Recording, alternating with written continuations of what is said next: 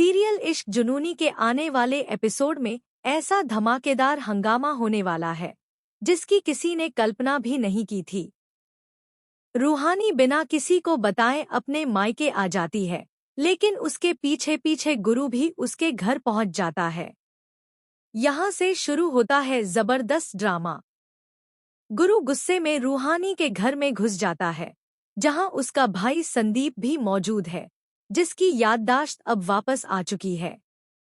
संदीप को समझ ही नहीं आता कि गुरु इतना गुस्से में क्यों है। दोनों के बीच तीखी बहस शुरू हो जाती है और मामला इतना बढ़ जाता है कि नौबत हाथापाई तक पहुंच जाती है।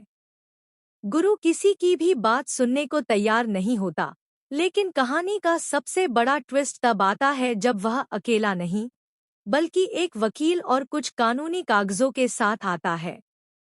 वह सबके सामने दावा करता है कि रूहानी उसकी पत्नी है और उस पर सिर्फ उसी का हक है।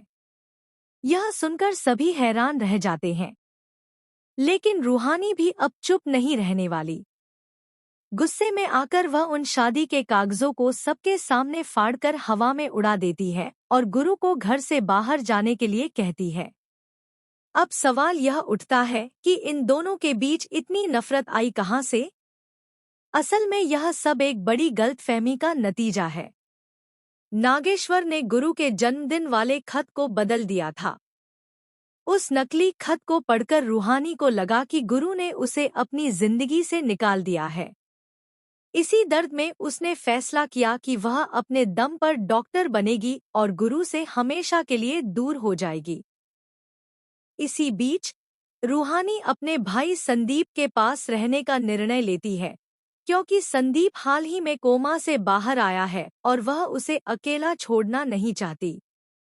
हालांकि दिल के किसी कोने में वह गुरु को याद करती रहती है।